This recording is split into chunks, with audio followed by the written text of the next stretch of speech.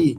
Namacharya Srila Haridas Thakur ki. Prem se kaho Chaitanya Prabhu Nityananda Shri Advaita Gadadhar Srivas Adi Gauda Bhakta Shri Shri Radha Krishna Gopa Gopinath Shamakun Radhakun Giri Govardhan ki. Shri Vrindavan Dham ki. Shri Mayapur Navadvip Dham ki. Shri Jagannath Puri Dham ki. Ganga Mai ki. Jamuna Mai ki. Bhakti Devi Tulsi Maharani ki. Harinam Sankirtan ki. Hare Krishna Mahamantra ki. Granthara Srimad Bhagavatam ki. Nitai Gaura Premanande Hari Hari Bo. All glory to the assembled devotees. All glory to the assembled devotees. All glory to the assembled devotees. All glory to Sri Sri Guru Sri Gauranga. All glory to Srila Prabhupada. Srila Prabhupada ki.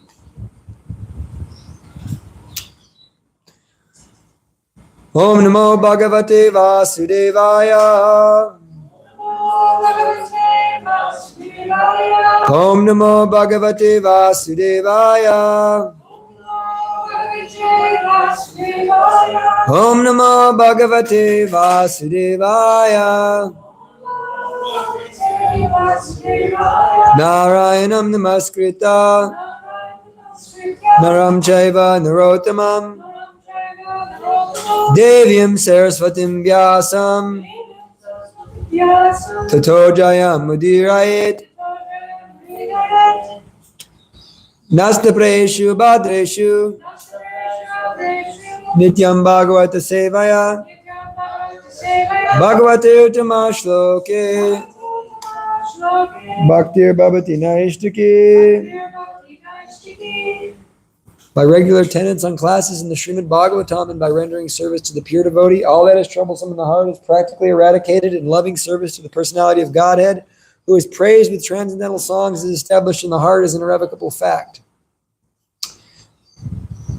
Before reciting the Srimad Bhagavatam, one should offer his respectful obeisances to the personality of Godhead Narayan, and to Narayan Rishi, the supermost human being, and to Mother Saraswati, the goddess of learning, as well as to Srila Vyasadeva, the author. Got those backwards there. Translations. Hare Krishna, everybody. Happy 4th of July. It's the day of independence, but actually we're claiming today as our Dependence Day. We're claiming dependence on Krishna. Rather than saying it's Independence Day, it's dependence. We're totally dependent on Krishna. And if it's any consolation, if you look at the way that this country is going, we definitely need to depend on Krishna. Because if we're going to depend on the people in charge, you're in a bad, bad, bad place. So, although I'm grateful that I can live in a country where I can practice Krishna consciousness without any challenge, I'm grateful. I appreciate America for that. Because there are places where you have to practice Krishna consciousness very secretly and quietly. You can't go on Harinam. So I'm grateful. We can go out and preach.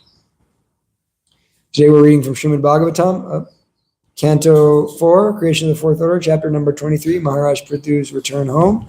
Text number 13, we're back to the normal meter. Evam Savira Pravara Samyojatmanam Atmani Brahma Bhuto Dvidam Kale Tatyaja Swam Kalevaram Evam Savira Pravara Samyojatmanam Atmani Brahma Bhuto Dvidham Kale Tatyaja Swam Kalevaram Evam Savira Pravara Samyojatmanam Atmani Brahma Bhuto Dvidham Kale Tatyaja Swam Kalevaram. Hello. Evam Savira Pravara Samyojatmanam Brahma Bhuto Dudam Ka Tatyaja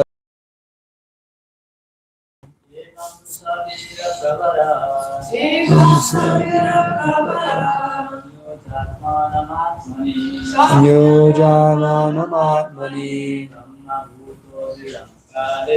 Brahma Bhuto Dudam Kale Tatyaja Swam Kalevaram. Okay, for word. Evam, thus, saha, he, Virapravara, the chief of the heroes. Samyodya, applying. Atmanam, mind. Atmani, under the supreme, under the super soul. Brahmabhuta, being liberated. Sorry.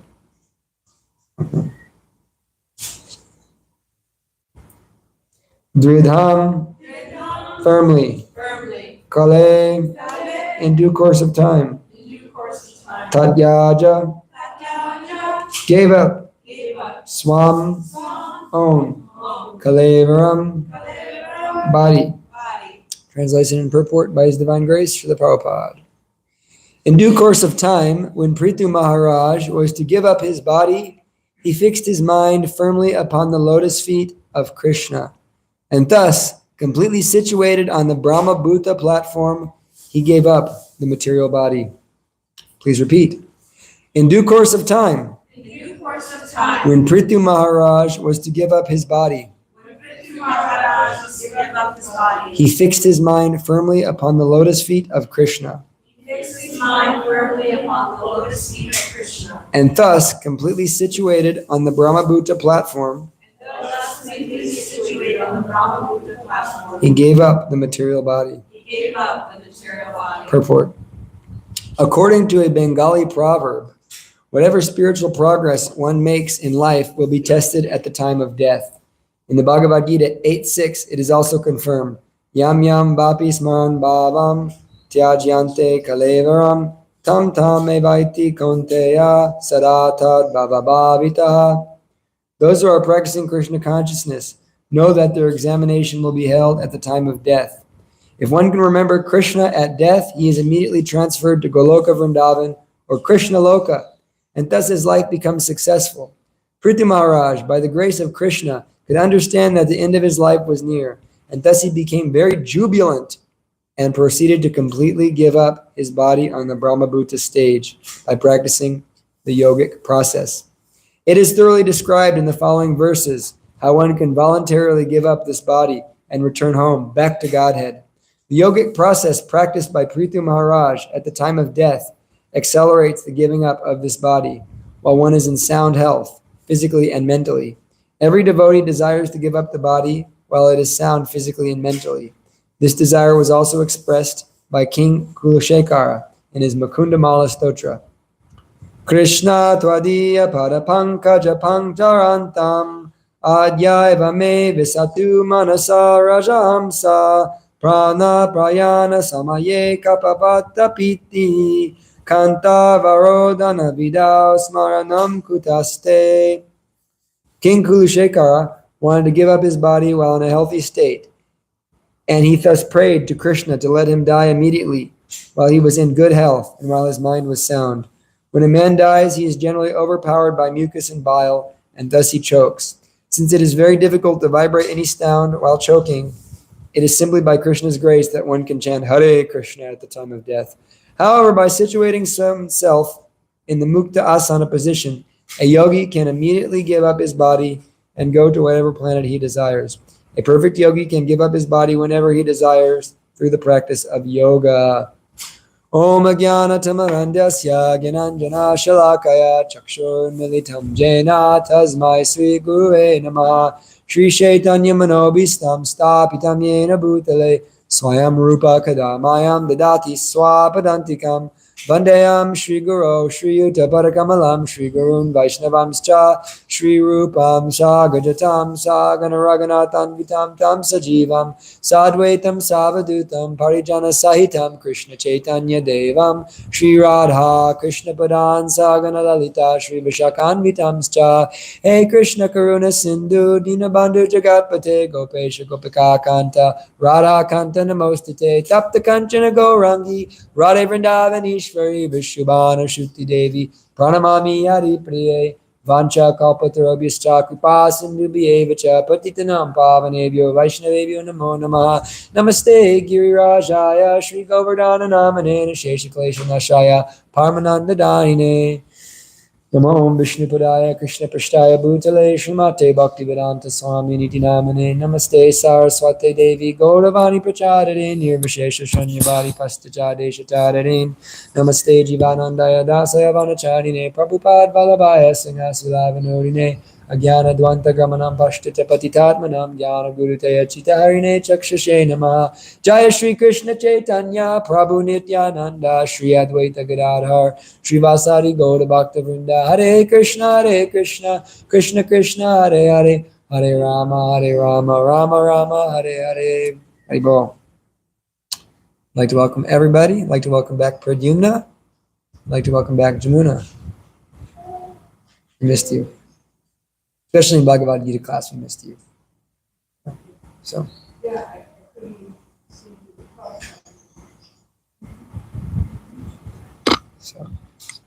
This is a very, very sweet verse. And it's one of those moments in the Bhagavatam where you are saying goodbye to a very amazing devotee. You know, when you really absorb ourselves in the Bhagavatam, we hear this every day. How long have we been hearing about Priti Maharaj?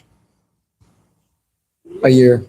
Yeah, we've been reading about Priti Maharaj for a year. So every single day for a whole year, we've been learning about this person, Prithu Maharaj.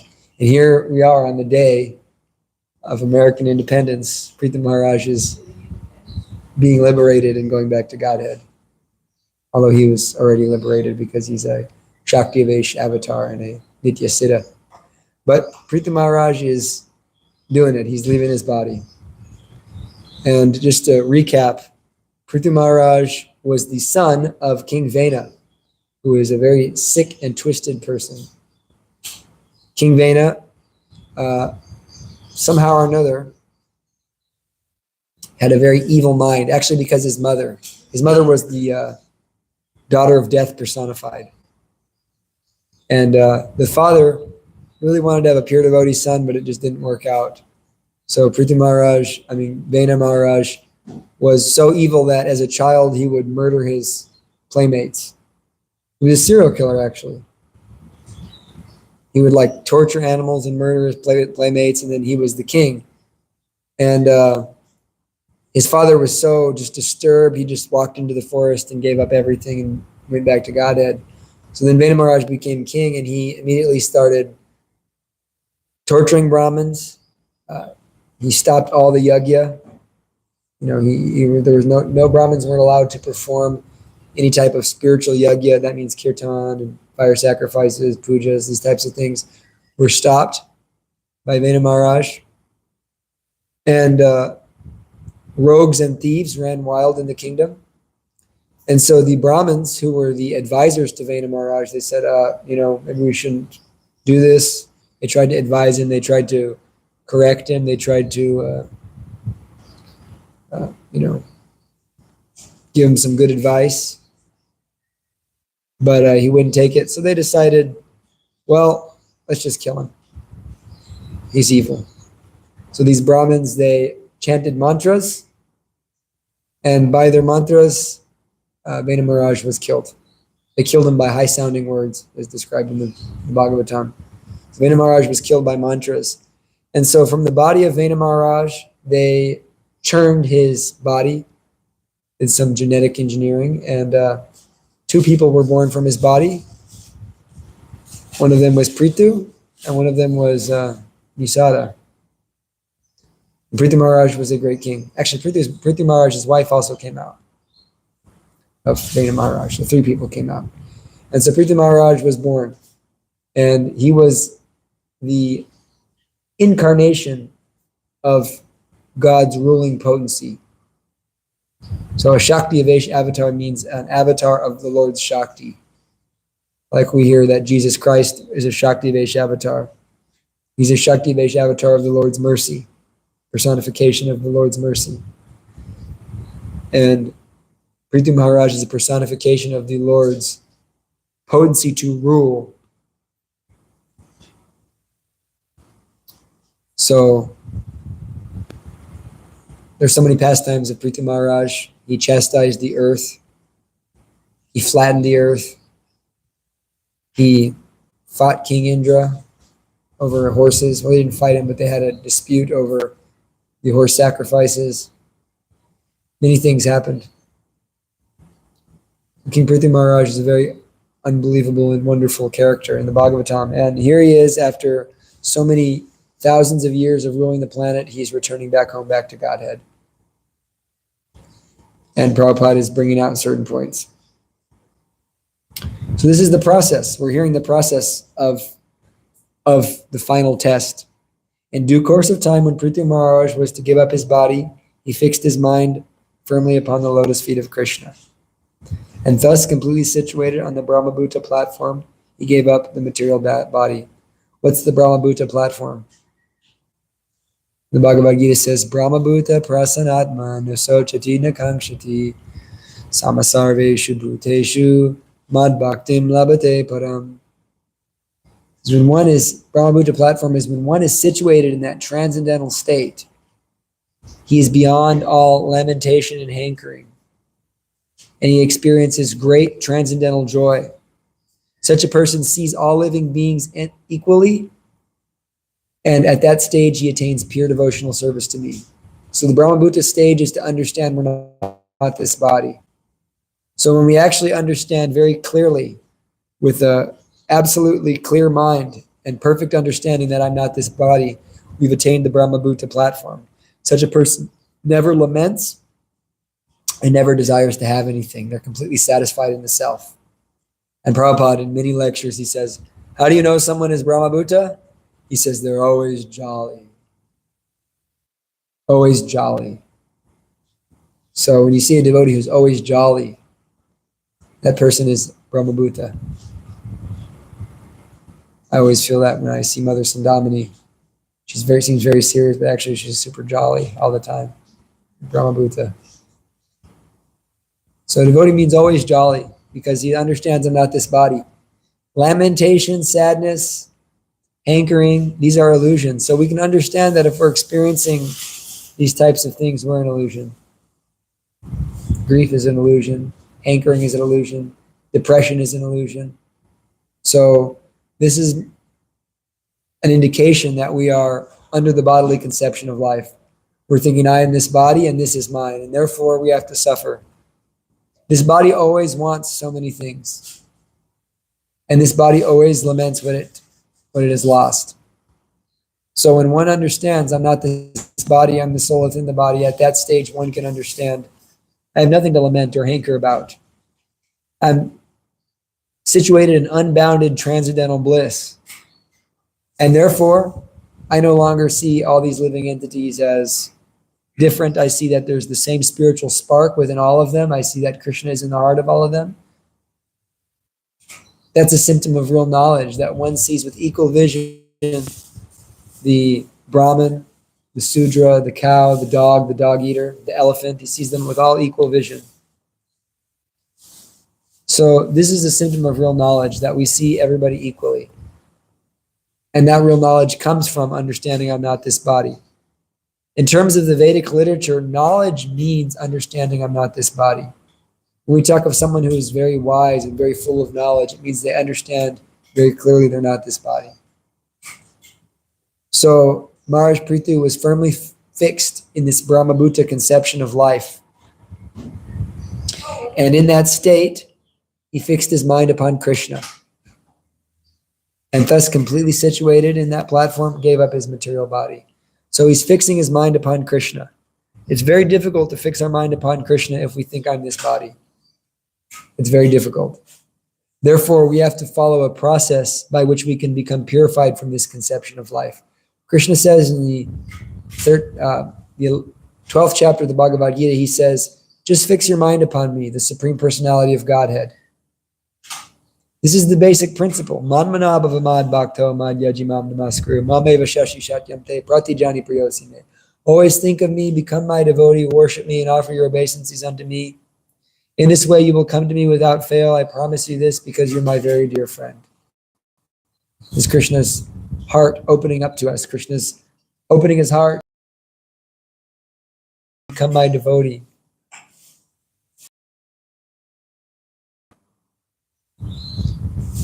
And if you do that, then he'll deliver us. We have nothing to fear. We'll go directly to him because he loves us. He says, Preeti, you're my very dear friend. You're very dear to me. So it's not so easy to fix our mind upon Krishna. It's not so easy because we have so many distractions that have to do with the body. So Krishna says, if you can't fix your mind upon me, then practice the rules and regulations of bhakti and develop a desire to attain me. So we follow regulations of bhakti yoga. This is called Vaidhi Bhakti. There's two stages of bhakti, two types of bhakti yoga, sadhana bhakti. There's Vaidhi Bhakti and there's Raganuga Bhakti. So Vaidhi Bhakti means bhakti yoga according to rules and regulations. And Raganuga Bhakti means bhakti yoga on the platform of spontaneous love. So Raganuga Bhakta doesn't have to force himself to get up in the morning. He has no problem chanting rounds. He chants out of pure ecstasy. He gets up out of pure ecstasy. He goes to the temple out of pure ecstasy. He renders service out of just pure ecstasy. It's just natural to him. But we're not on that platform, at least most of us. And therefore, we're taking to some discipline so that we can attain a state of always thinking of Krishna and develop love for Krishna. And so that begins with understanding clearly I'm not this body. And so the very first instruction in spiritual life, according to Rupa Goswami, Vacho vegam, manasakroda vegam, jiva vegam, udaparasta vegam, etan vegam, yovashtaheta dira, sarvamapi imam prativim sashashyat. One who can tolerate the urges of the tongue, the urge to speak, the actions of the mind, the actions of anger, as well as the tongue, belly, and genitals, that person is qualified to make disciples all over the world. So we have to become in control of our urge to speak, our mind, our anger, and our tongue, belly, and genitals. When we have control of those things, we're qualified to be a guru. Simple. Not so easy, but simple nonetheless. So this conception of understanding that we have to control our senses is the basis of beginning to understand I'm not this body. If we're always indulging in the actions and the urges of the body, then we're going to become more deeply immersed in the bodily conception of life. Therefore, we have 4 rules and regulations. We have 4 regulative principles: no meat eating, no intoxication, no illicit sex, and no gambling. Because when one engages in meat eating, it's very, very difficult to understand that I'm not this body. Because I can't even see the soul in another body. How am I supposed to understand I'm not this body if I'm not even understanding that there's a soul in an animal? And you hear that. We were at that monastery, and there was a lot of dead frogs there for some reason. I don't know why. But Gauranga Prem said, maybe they'll be like Christian monks in their past life. And I said, Prabhu, they don't have souls here. That's what they believe. Oh, only humans have souls. So if they can't understand that animals don't have souls or animals have souls, how are they to understand that I am a soul, I'm not this body? So we don't eat meat. Illicit sex makes us very deep in the bodily conception of life. Because this type of pleasure is based completely on the body. And this type of attraction is based completely on the body. Therefore, when one is absorbed in that world, one always sees others as their body. And you see that the whole world is caught up in this game, actually. And we see that, both men and women are so concerned about how they look. You go to the gym and you just see these guys, they just stare in the mirror. It's constant, over the top. It's so over the top. One time I went there and I saw Tishta Giri, how are you doing that? I said, what are you doing? He was so embarrassed. Like, Prabhu, I'm just seeing how my progress is. Anyways. But yeah, that's because they're very absorbed. Not that he was, but they're very absorbed in the bodily concept. And on the other side, the girls are concerned about how they look. And there's $1 billion makeup industry. Once when Mother Sandamani was giving the Krishna Coves, a question about men and women came up, and Mother Sandamani said, well, there's not $1 billion makeup industry, so there's a serious conception of the bodily conception amongst women. Not that it's not for men too, but it's really pushed forward in society, especially for women. Women are this body. That's kind of how they, this society tries to value women based on their, appearance, which is wrong, completely wrong. But we're living in this Kali Yuga world where we are this body. So all of these regulative principles, not to go into a regulative principles lecture, all of these regulative principles are avoided because by avoiding them, we can more deeply understand that I'm not this body. That gives us a facility to begin to understand things as they are, because we have to come to the mode of goodness so that we can understand things as they are. And in understanding things as they are, we can begin to at least conceive that I'm not this body, and therefore practice Krishna consciousness and begin to realize that. And thus come to the Brahmabhuta platform. So how do we come to the Brahmabhuta platform?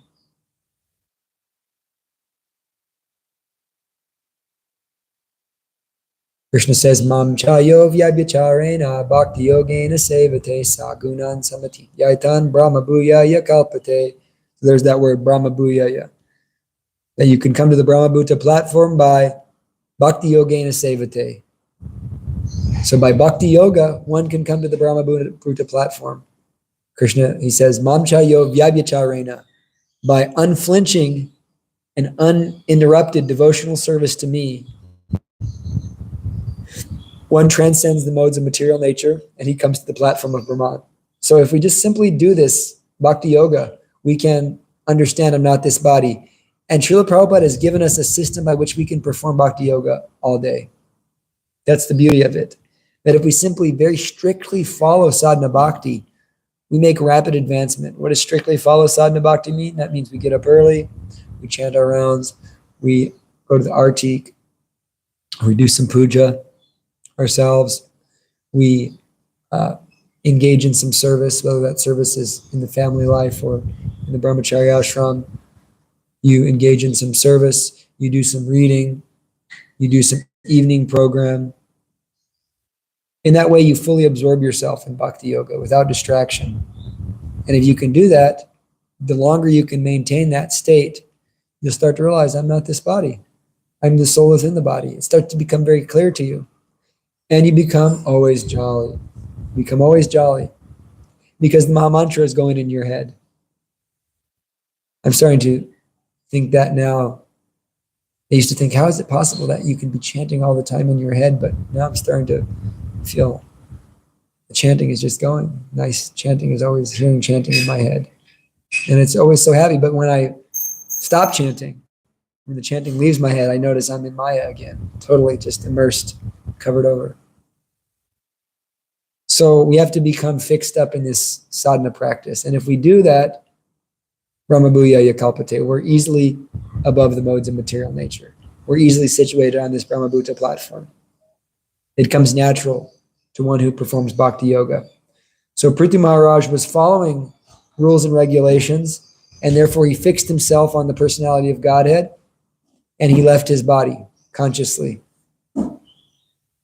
So most of us aren't going to be able to do that. This is like a very advanced mystic yoga where one can consciously leave their body. Although we've seen great devotees do similar things to that in our movement, like Gaur Govinda Swami.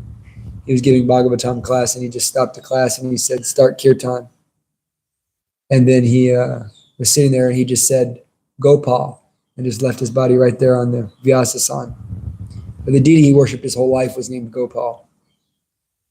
So he just left his body. But Gaur Govinda Swami was unbelievably advanced. He grew up in a Vaishnava family. So most of us aren't going to be able to do this type of mystic yoga and leave our body consciously. It's very difficult. It takes a lot of practice. And if you're going to practice that sort of thing, it'll likely take you away from your actual bhakti practice. So we have to remember Krishna at the time of death. This is the life's final test. Somehow or another, at the time of death, we have to be thinking of Krishna. And so how do we do that? It's not so simple as, oh, I get to do nonsense my whole life and focus on so many other things. And then at the time of death, I'll just remember Krishna. You can't cheat Krishna. Why? Because Krishna says, Sarvasya chaham vidishani visto matas mrityur jnanam apo anamcha. He says, from me comes knowledge, remembrance, and forgetfulness. I am situated in your heart. So Krishna is in the heart of all living entities, and from him comes knowledge, remembrance, and forgetfulness. So if you can remember Krishna at the time of death, whose fault is that? That's Krishna's fault. So it's Krishna's mercy that you can remember Krishna. Anytime you're remembering Krishna, that's because of Krishna's mercy. So if you cheat, you think you're going to cheat Krishna, you're not going to remember Krishna.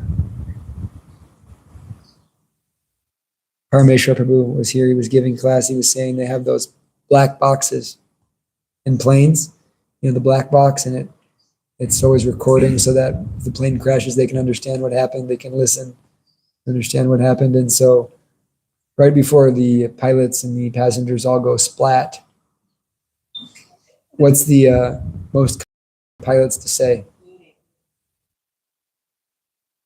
Mom. Yeah. That's what they call out. Mom.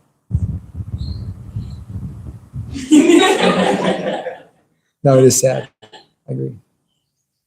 We should call out Krishna. Because this is actually, there's something deeper to this mom thing. Really, there's something much deeper. Big Mom, Mama Maya. We always think of Mama Maya. I mean, not that, of course, I love my mom. Everybody knows I love my mom a lot.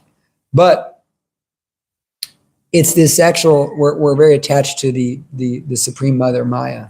And so we see that in the world, what are we really exploiting? What are we really attached to? At the beginning stage, we're attached to our mothers or our fathers. Same concept. It's coming from the same place. And then later on, we become attached to some girl or some member of the opposite sex or same sex, perhaps. But there's this attachment. It's actually a type of exploitation of the material energy. Yayadam daryate jagat, Krishna says, that we're exploiting this inferior material energy, which is Maya, which is Mother Durga. And so who do we exploit the most? We exploit Mother Earth. We exploit women. This world is full of exploited women. We exploit Mother Cow.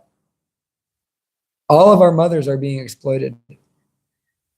The other two, the wife of the Brahmin and the wife of the Guru, that doesn't really even exist because they've been exploited out of existence.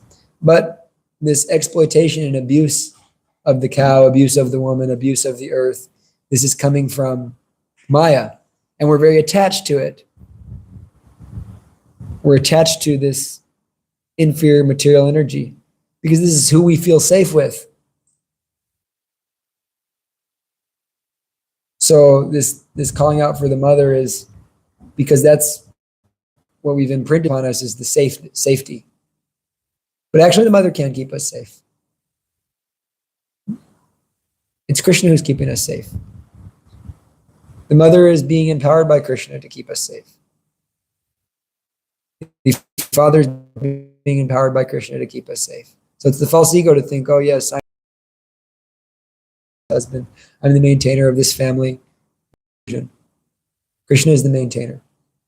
But we do our duty and we become empowered by Krishna. But if Krishna decides that I don't want to maintain this body anymore, then at that point, what can you do? Nothing. So if we cultivate our entire life not around Big Mom, Maya, this supreme mother of the material energy, but we cultivate our life in Krishna, that Krishna is my shelter, then that changes your existence. Because like we were speaking last night at the Bhagavatam installation, Maya is a ruthless master. She's always gonna cheat you. Always. So this desire to take shelter of Maya, this is what people do when they die. They take shelter of Maya. They start thinking about how I'm going to survive all my loved ones, all of my things I didn't get to do, all of the people I hurt, all of my regrets. They start thinking about themselves. It becomes a very self-centered consciousness at the time of death. It's like the ultimate type of self-centeredness. Woe is me, which is our position in the material world. We're all thinking, oh, woe is me, poor me. I don't deserve this. Although I forgot Krishna. We've hurt so many people in our past lives. Someone called me yesterday, was really giving me that.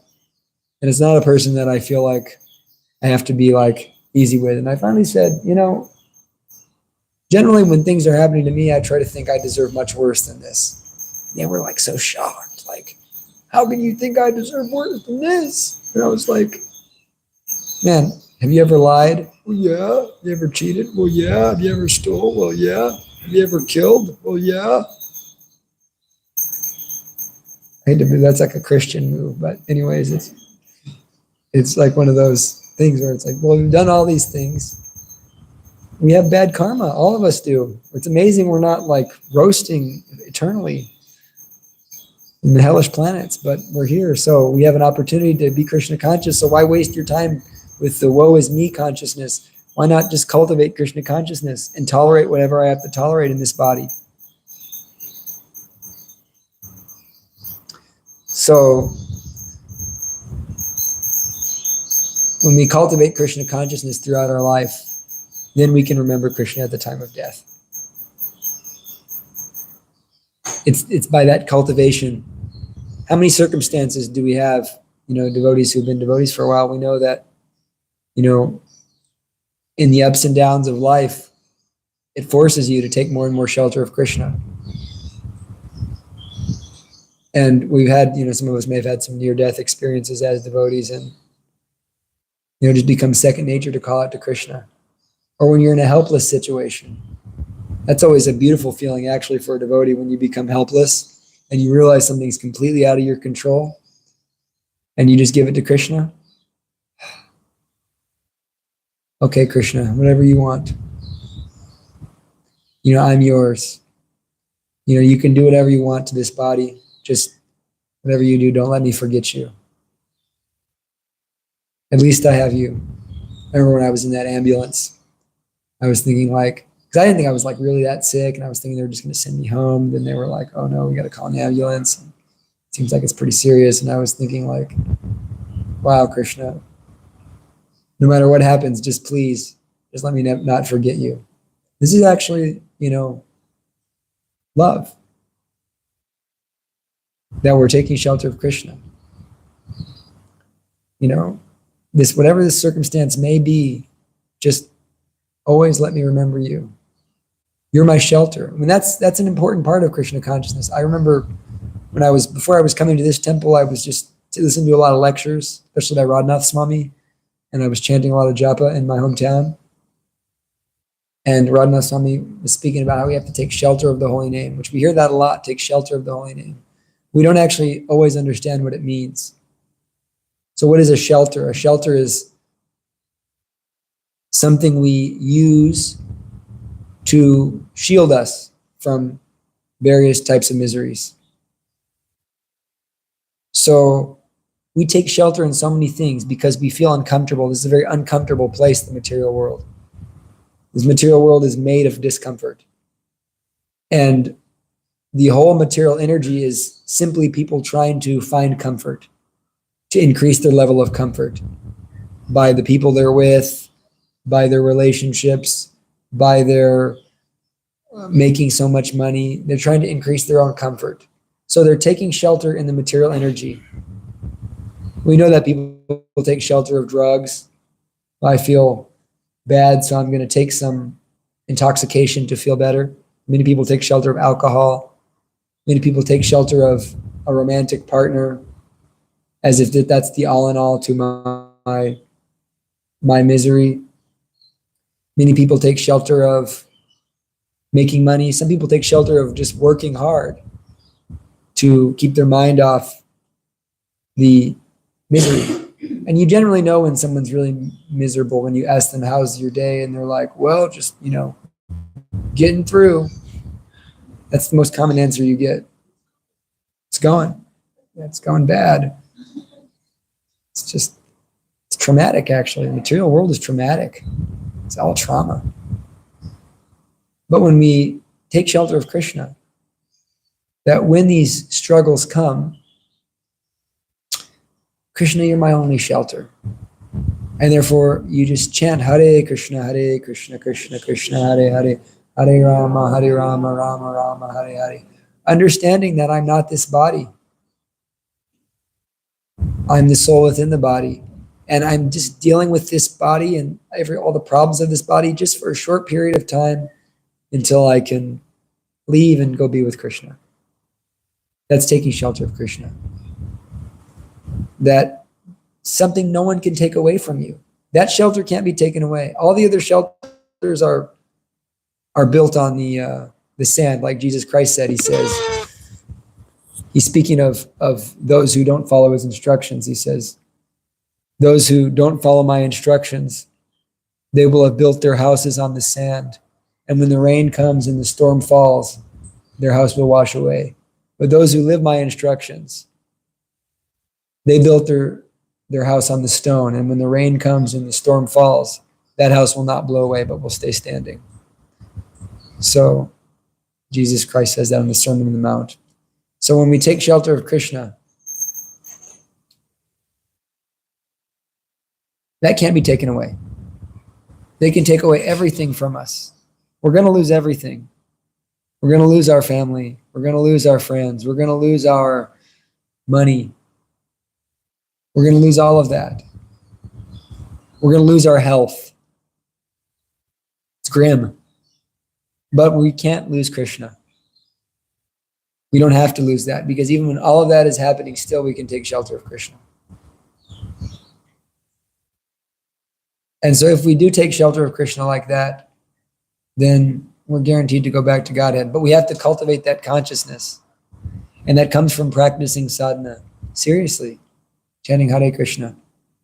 So why do people get angry? Why do people get frustrated? Why do people get crazy?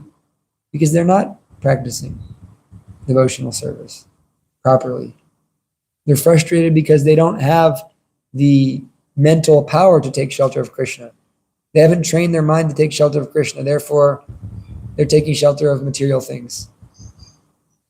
I'm taking shelter of my false ego. I want to be glorified.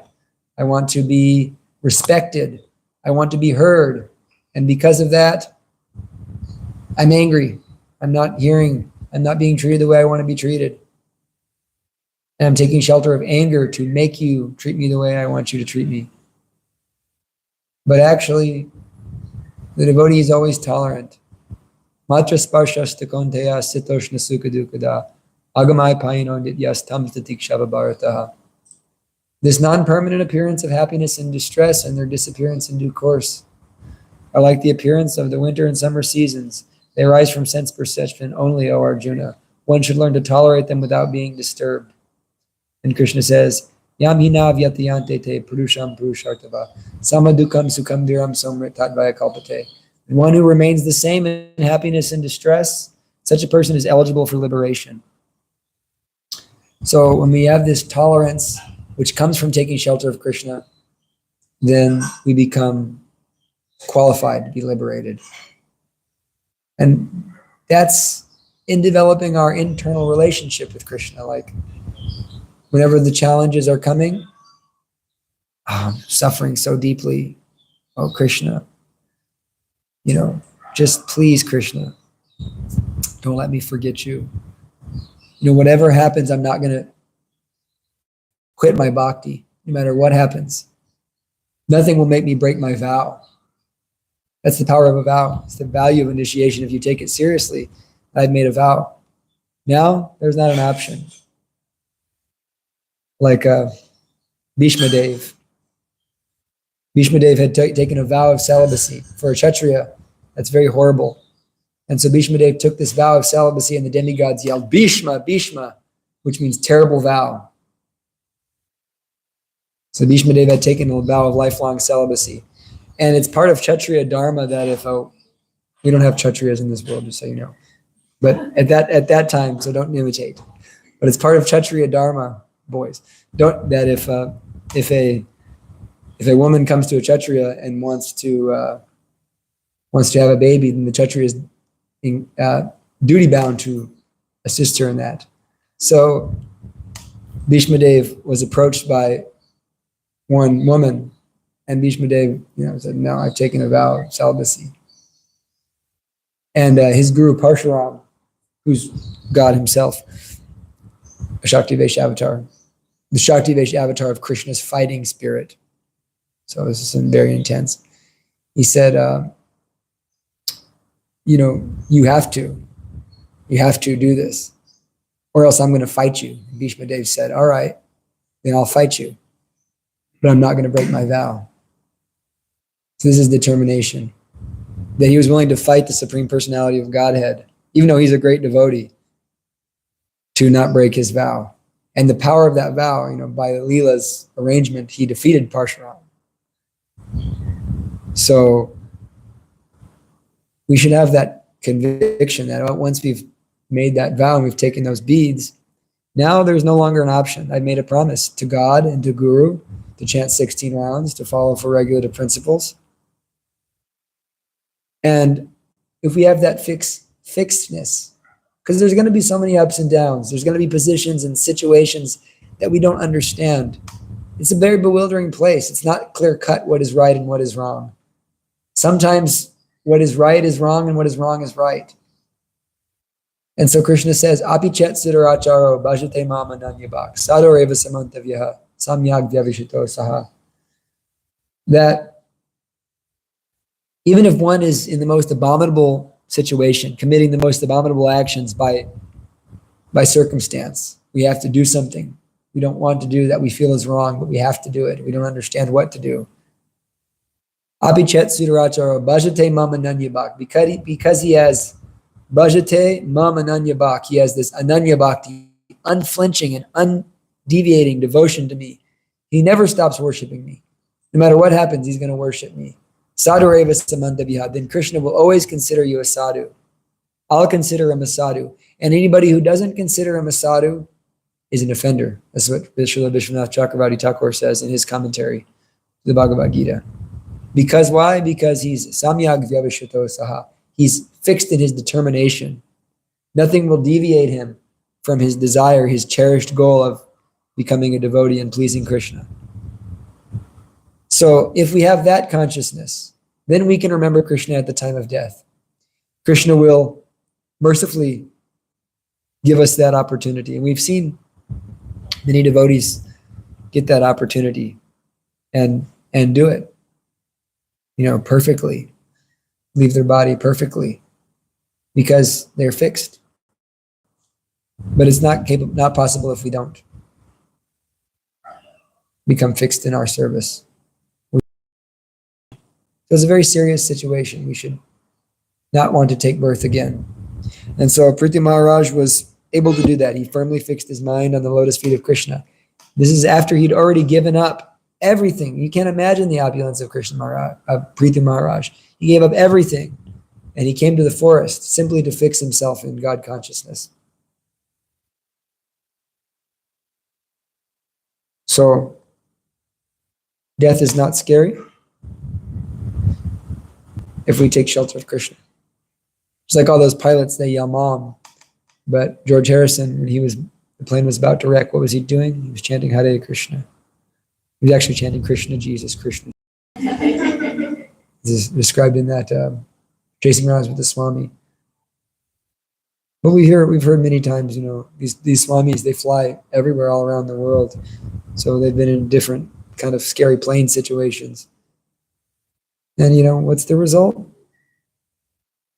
Actually, was it you who was telling me that story about, someone was telling me a story about it, some devotee, there was a plane that was apparently going to wreck, and it was apparently that the plane wasn't going to make it, and everybody was like freaking out and crying, and this one person just started chanting Hare Krishna, Krishna Krishna, Hare Hare. He was very calm, and all the people were so amazed by how calm he was that they also started chanting. And the whole plane became very peaceful, and then the plane didn't crash, of course. But the devotee, he just thinks, this is it. This is my time. Now I will return back to the spiritual world. Now I'm going back to Godhead. Let me just fix my mind on Krishna. No need to panic here. And if by circumstance, if we devote our lives to Krishna, but we don't have the opportunity to remember Krishna at death, we just, get in a car accident or something, and Krishna remembers us. He'll remember us. Prabhupada says he'll force himself into our mind, time of death. So we just have to do this devotional service seriously. Fix our mind on Krishna, like Prithu Maharaj is showing us. We're in the forest right now. The time of death is very near. Let's fix our mind by just being serious. And then you don't lose anything. You actually become joyful by doing this sadhana bhakti. Even if you don't do anything else but sadhana bhakti, if you're able to do it properly, Rupa Goswami says, Kleshagni, you have no misery, and Shubhada, all blessings and auspiciousness are upon you. So just do it seriously. Be eager to meet the personality of Godhead. He's pretty cool. So, any questions or comments? Lalita, Priya? I just, the last bit you were talking about, that plane that was going down, and the devotee was chanting, and he was so calm, and of course this just reminded me of when you went to the hospital, and me and Gauranga were there, and we had such a nice time, even though all three of us knew you were at death's door, and it wasn't like the nicest time, but we were having fun, and we were calm, and we were laughing, and the prospect of your death was really imminent, and so, I bring that up to just really reiterate the fact that, like, the peace of mind that you get from knowing your position as parcel of Krishna, and that Krishna is the controller, is priceless. I mean, like, you can literally be laughing in the face of death while everybody around you is thinking, what is with these people? They thought he was high, I'm sure they thought all of us were. Dhruva Maharaj, right? So, Dhruva Maharaj was so powerful of a devotee that he was about to leave his body. Death came and said, "You're not allowing me to do my service." And what did Dhruva Maharaj do? He stepped on Death's head and walked into the Vaikuntha airplane. Used Death's head as a literal step. I mean, it was amazing. So one time, Padmanayan, when we were in Mayapur, he was like, somehow he got in one of his and he started talking, but it was like the English was not clear anymore, and he was like, "Mithu Maharaj," he's like, "Dhruva Maharaj, step on his head." Like, he was somehow telling that story, but he was just so into it. But yeah, so Dhruva Maharaj was this great devotee, and actually he's the great-great-grandfather of Prithu. He's all in the line of Dhruva. And Dhruva Maharaj, death came to him to take him, and Dhruva Maharaj just stepped on Death's head as a stepping stool to step into the Vaikuntha airplane that flew him back to the spiritual world. Yeah. You had a question, Miss? Yes. Can you please explain what is Brahmabhuta platform? I must have come. Oh, yeah, you came in a little late. Brahmabhuta platform means understanding I'm not this body. Krishna says, Brahmabhuta prasanatma nasochati nakangshati. So someone who's a Brahmabhuta, they're situated in transcendental joy, boundless transcendental happiness.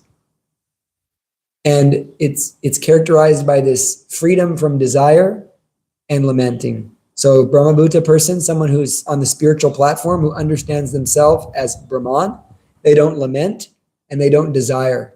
They see all living beings equally, and in that stage, Mad Bhaktim Labhate Param, they can attain pure devotional service. So we become a Brahmabhuta by chanting Hare Krishna. And just to finish the class out, I just want to read this verse because it's I get a lot of inspiration from this verse, but I think a lot of people kind of glance over it. So just by practicing devotional service, transcendental knowledge means understanding I'm not this body. Divya Gyan. Divya Gyan Hire Prakashito. This Divya Gyan, this divine knowledge coming from the Guru. So Krishna says, in this world, there is nothing so sublime and pure as transcendental knowledge. Such knowledge is the mature fruit of all mysticism. And one who has become accomplished in the practice of devotional service enjoys this knowledge within himself in due course of time. So we chant Hare Krishna, we do devotional service, and we realize we're not this body. It's so simple and sublime. Hare Krishna, Krishna Krishna, Hare Hare, Hare Rama, Rama Rama, Hare Hare. Antara Srimad Bhagavatam ki, Srila Prabhupada.